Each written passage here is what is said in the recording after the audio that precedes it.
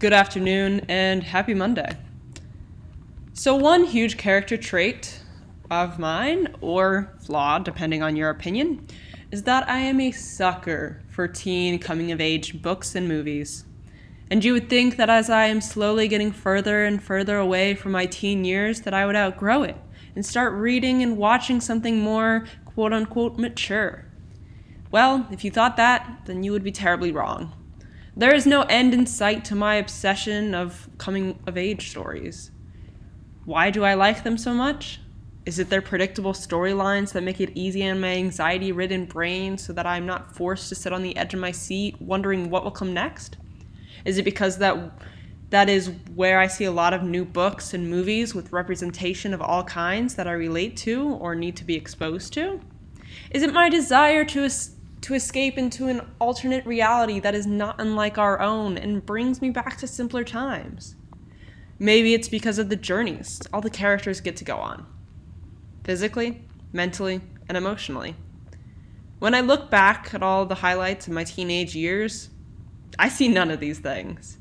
If I did have any journeys, per se, they would just be me journeying from the couch to the fridge or from home to school and back again. Nothing ever truly exciting enough to be deemed book or movie plot worthy. I never had to save the human race, be both a singer and a basketball player, or choose between two guys who were in love with me. The most dramatic thing to happen to me during high school was joining a sloth cult. And at that point, it's not exciting.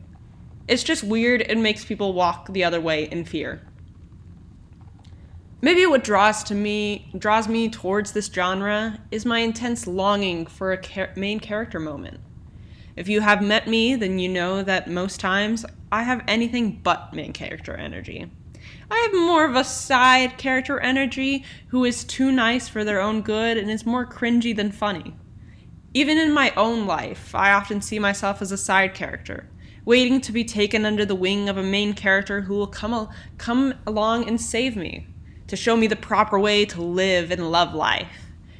Maybe that's why you see me in this video dancing out in the rain, getting water in my speakers and counting how far away the lightning is so that I can have a main character moment but also not die. It's me striving to find that main character energy somewhere deep down inside me.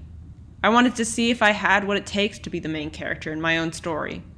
For no one to see, well, except for my new neighbors, who I just made a fantastic first impression on, I got out into the rain and enjoyed my life.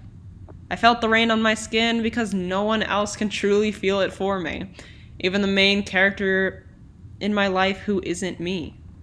I went outside in the rain and I had my own main character moment for myself, not to show everyone how quirky I was, just to see what it was like to be the hero in your own story. Because sometimes you need to put yourself first and do things for yourself, with no exterior expectations from others. And boy, it sure is terrifying. I'm not saying that the only way to feel truly alive or live your life is to go out in the rain and play around.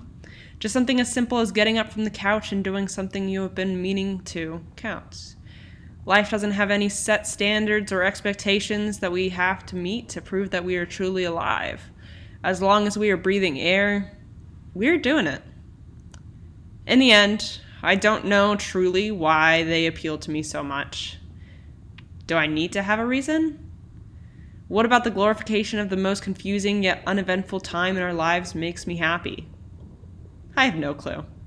You can think on it while I go watch Perks of Being a Wallflower for the 7th time. I'll see you next week, Junie.